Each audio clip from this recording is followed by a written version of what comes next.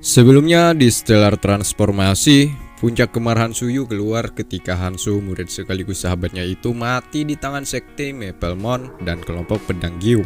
Maka dengan itu Suyu berencana membasmi siapa-siapa saja yang terkait atas kematian Hansu. Di lain sisi, orang-orang dari pedang Giuk menginginkan golongan lukisan peta yang ada di tangan Suyu. Nah, jadi sangat menarik sebab kedua kubu sama-sama memiliki misi tersendiri untuk saling baku hantam. Penasaran? Yuk langsung saja kita katakan bersama-sama dan film pun dimulai.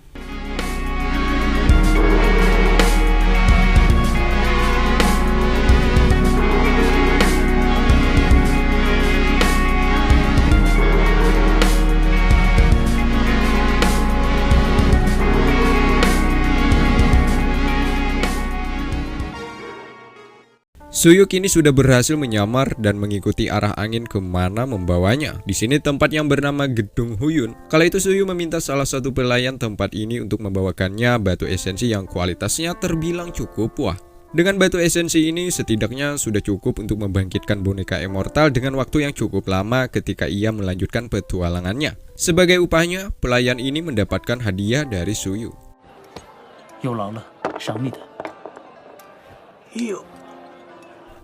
Di tempat ini bukan hanya Suyu sendiri, melainkan beberapa pendekar kuat juga menikmati hidangan yang disediakan. Tak perlu Mimin sebutkan siapa-siapa namanya, sebab mereka hanya pelengkap saja di film ini coy. Mereka membahas tentang keganasan penguasa di alam immortal ini, yakni Kaisar Yu dan Kaisar Iblis Yu. Kedua orang itu menjadi daftar teratas terkuat di alam ini. Ya, seperti yang sudah Mimin sebutkan bahwa Kaisar Yu menyayembarakan untuk menangkap Suyu dan Paman Lan. Siapapun yang akan mendapatkan kedua orang itu maka akan mendapatkan hadiah.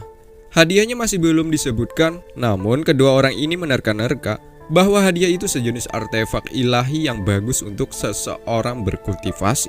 Selain itu ada juga dua orang lainnya, sepertinya kedua orang ini ingin merebut sebuah harta terhadap petinggi yang ada di alam ini. Mereka hanya menunggu waktu saja sebelum melakukan aksinya itu. Percakapan demi percakapan semua orang yang ada di sini telah didengar langsung oleh Suyu. Bukan itu saja, Suyu dengan mata batinnya sudah mengetahui tingkat kekuatan mereka yang ada di sini. Yang paling kuat di sini ialah Liu Si. Sedikit catatan, orang-orang yang ada di sini bukan semua berada di bawah naungan Kaisar Yu coy, melainkan mereka adalah orang asing yang memiliki misi masing-masing.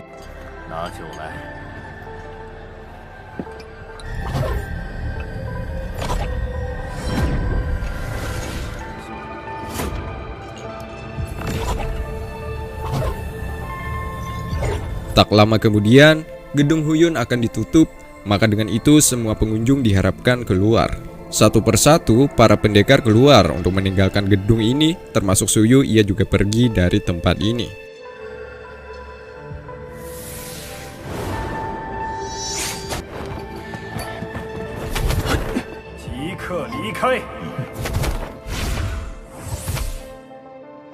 Ternyata mereka hanya keluar dan tak pergi jauh meninggalkan tempat ini. Sebab mereka semua memiliki misi untuk merebut sesuatu dari kedua orang bawahan dari Kaisar Yu. Kedua orang ini biar mudah diingat kita sebut saja nama mereka Bayi dan Baya, jadi Baba. Kekuatan mereka bukan kaleng-kaleng. Para pendekar yang mencoba untuk menyerang, malah terkena sebuah jebakan. Alhasil beberapa pendekar mati hanya dalam satu kali serangan yang dilepaskan oleh Bayi dan Baya.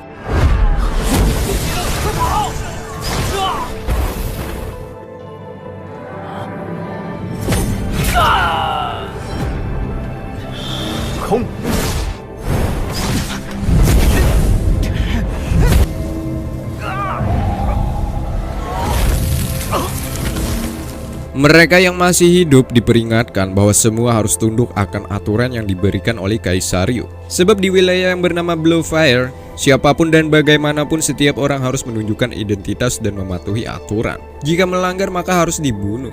Seperti para pendekar ini, sebenarnya mereka sama seperti Suyu yang tidak menunjukkan identitas saat berada di sini coy. Alhasil sesuai perjanjian, orang yang membangkang akan dihukum.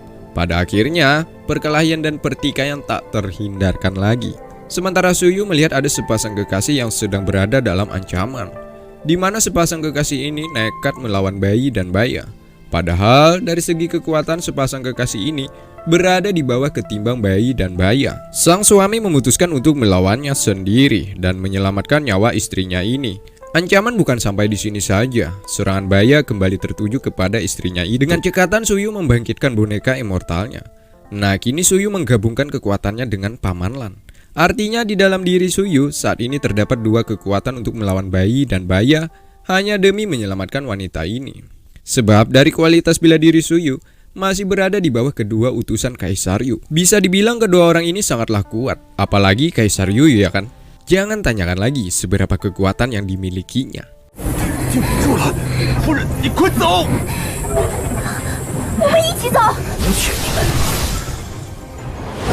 Kembali ke jalannya pertarungan. Suyu setidaknya mampu menahan serangan yang dilancarkan Baya. Namun akibat terkena serangan yang begitu dahsyat, hal tadi sudah cukup membuat boneka immortal mengalami luka.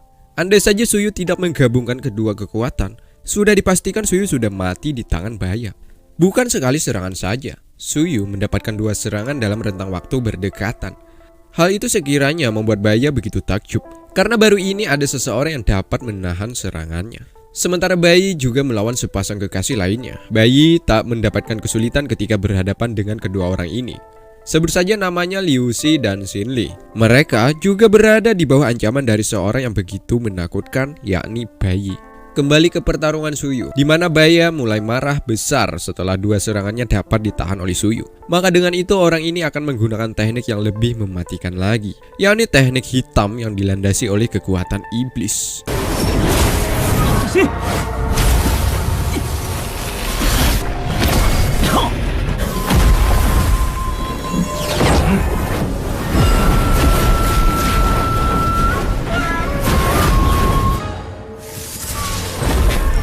Pada akhirnya Suyu tertusuk oleh senjata Baya. Lagi-lagi Suyu masih bisa bertahan, sebab di dalam dirinya ada kekuatan guntur hitam yang dapat mengontrol pembuluh darah agar terus normal meski puluhan serangan yang mengenai tubuhnya. Apa yang dilakukan Baya membuat Suyu ingat dengan seseorang pengabdi setan yang mencoba membunuh Lina ya kan? Ya benar, ternyata Baya lah guru dari orang itu. Dimana Baya semakin murka setelah kejujuran Suyu dilontarkan, yakni pengabdi setan itu telah mati di tangannya. Guru mana yang tidak marah setelah mendengar muridnya mati di tangan Suyu ya kan? Maka tidak ada alasan lagi selain membalaskan dendam kematian muridnya itu. Pada akhirnya pertarungan semakin menarik untuk disaksikan. Bukan hanya pertarungan Suyu, melainkan ada juga pertarungan Bayi melawan Liu Si.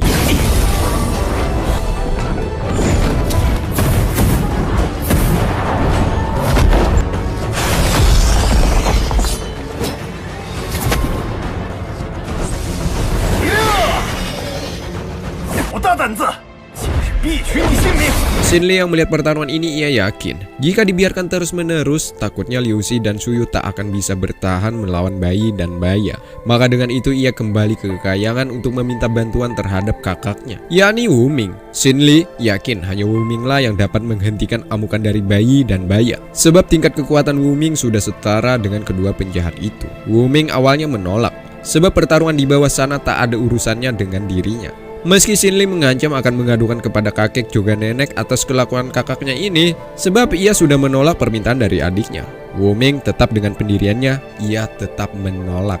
Namun setelah Xin Li mengatakan bahwa ada seseorang yang berhubungan dengan spektrum binatang, barulah Wu Ming mulai tertarik. Yang dimaksud Xin Li bisa saja Suyu coy, tapi sampai di sini belum ada penjelasan yang lebih detail untuk mencari tahu kebenarannya. Yuk lanjut.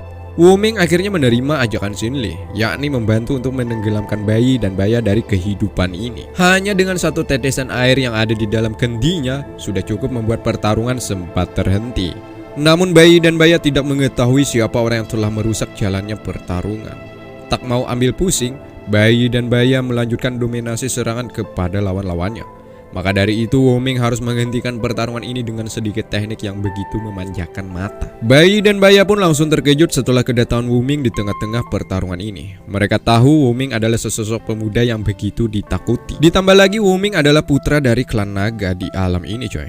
Sekiranya kekuatan Bayi dan Baya dengan Wu Ming seimbang lah. Baba atau Bayi dan Baya Mereka sangat berani meminta agar Wuming tidak ikut campur dengan urusannya. Namun Wuming sudah berjanji kepada Xinlei untuk membantu Liu Xi dan satu orang asing baginya, yakni Suyu. Maka dari itu tidak ada alasan baginya untuk menarik lagi janjinya itu.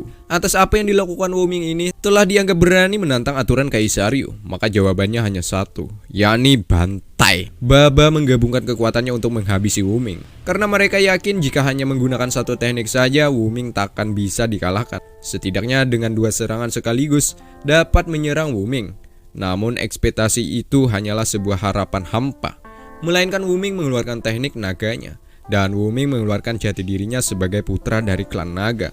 Serangan Baba tak ada artinya bagi Wuming. Melainkan Babalah yang sempat terpojok. Baba yang melihat serangan Wuming begitu menakutkan, tidak ada pilihan lain lagi selain hanya pergi meninggalkan pertarungan dan rencananya akan melaporkan ke petinggi di klan mereka masing-masing. Ngomong-ngomong, Bai dan Baya dari aliansi berbeda, namun memiliki tujuan yang sama, yakni menguasai alam immortal dan seisinya.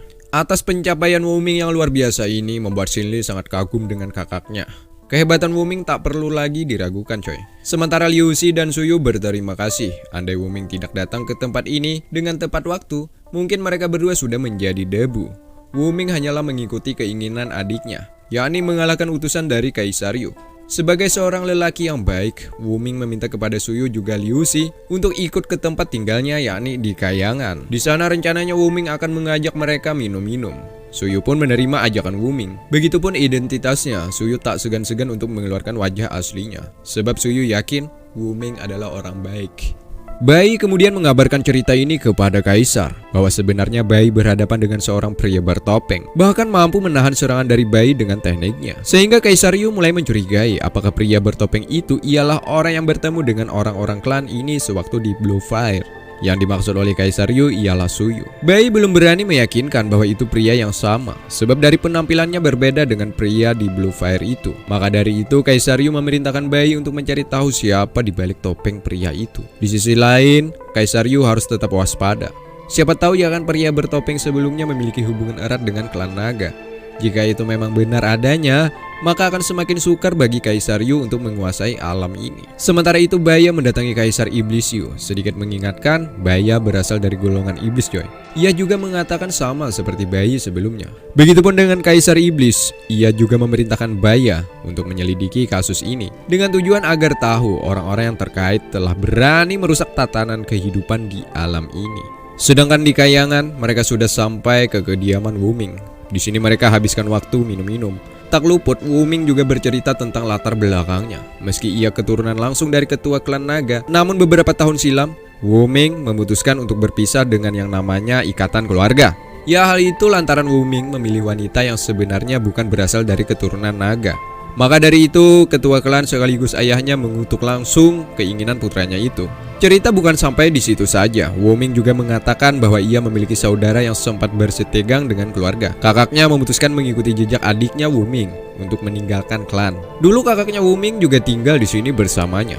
Tapi sekarang kakaknya itu entah hilang kemana. Hanya saja pohon yang ada di depannya ini peninggalan kakaknya, yang akan membuat Wuming selalu mengingat kakaknya itu. Penyebab kakaknya tak pernah kembali lagi ke kediaman Wuming masih belum diketahui secara rinci, coy. Entah dibunuh oleh orang lain atau sedang berkultivasi di tempat lain. Jadi menarik untuk kita nantikan apa sebenarnya yang terjadi di keluarga klan naga ini, sehingga mengalami sedikit keretakan dalam silaturahmi mereka.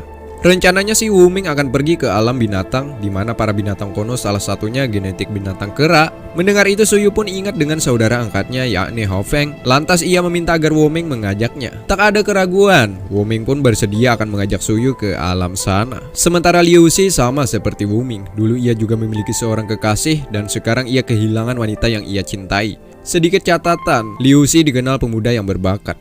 Bahkan orang seperti Liu Xi hanya ada dalam kurun waktu yang lama. Meski begitu, menurut progres kenaikan level, Suyu masih lebih bagus ketimbang Liu Xi ini, coy. Singkatnya mereka sudah memasuki halaman alam binatang kuno. Tanpa disadari, ada mata-mata menggunakan topi yang selalu mengawasi gerak-gerik Suyu. Setelah Suyu masuk ke dalam, orang itu pun pergi meninggalkan tempat ini, yang hanya ada meninggalkan topinya saja. Ada Meng Hong, dia salah satu petinggi di tempat ini. Suyu pun kemudian menanyakan ciri-ciri Hao Feng kepadanya. seperti tingkah laku dan juga kekuatannya. Hao Feng adalah binatang kuno transenden coy. Menurut Meng Hong, waktu dulu ia pernah mendengar cerita tentang kera yang dimaksud oleh Suyu. Namun akhir-akhir ini kera yang dimaksud itu tidak terdengar lagi ceritanya. Namun Meng Hong meyakini bahwa Hao Feng berada di istana. Hao Feng sepertinya sudah menjadi anak angkat dari Kaisar Kera Agung. Ya, ini hanya sebuah asumsi bagi Meng Hong. Benar atau tidaknya belum bisa dipastikan. Sedangkan Sohe, burung sekaligus sahabatnya Suyu, tidak menemukan titik terang.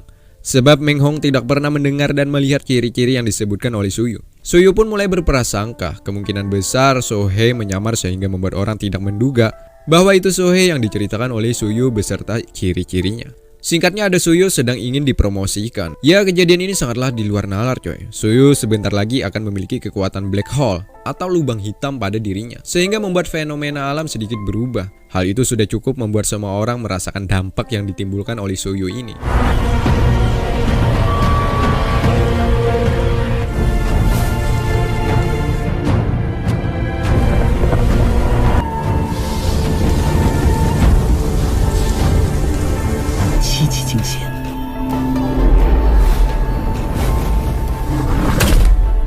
Sama seperti sebelumnya, Suyu memiliki progres yang begitu yang tak masuk akal coy. Betapa cepatnya ia melewati setiap ranah tingkatan. Semisal hari ini Suyu akan dipromosikan ke tingkat Golden Immortal. Nah, dengan apa yang didapatnya ini sekiranya sudah cukup membuka alam milik Paman Lan. Dan benar, Suyu berada di alam di mana Paman Lan berada. Namun ini masih belum cukup agar dapat membuat Suyu bisa bertemu langsung dengan Paman Lan. Sekiranya masih beberapa tingkat lagi agar Suyu dapat mewujudkannya. Meski begitu, Paman Lan sangat antusias menyambut kehadiran Suyu, meski hanya berupa jiwa. Paman meminta agar Suyu menggenjot lagi porsi latihannya agar bisa cepat bertemu dengannya kembali. Tak luput, Paman juga mengatakan bahwa sebelumnya tempat ini pernah disinggahi Hao Feng juga Sohe untuk berlatih. Setelah mengatakan hal itu, Paman pun hilang. Kemudian giliran Li Er menyambut kedatangan Suyu. Kerinduan, kecintaan, kesayangan, dan keharmonisasi bergelut kesah teraduk menjadi satu. Li Er berharap agar Suyu berlatih, jangan sampai melukai tubuhnya. Jika itu terjadi, maka Li Er akan sedih. Karena ini tujuan utama Suyu. Selain menyelamatkan alam semesta, Suyu berjanji akan lebih kuat lagi agar secepatnya mereka bisa bertemu secara langsung. Sebelum Li Er pergi, ia tak lupa memberikan salam perpisahan dengan tersentuhnya bibir Li Er yang begitu tipis dan wangi ke pipi Suyu. Setelah terlaksana kejadian yang tak terlupakan itu, Li Er pun juga menghilang secara perlahan-lahan.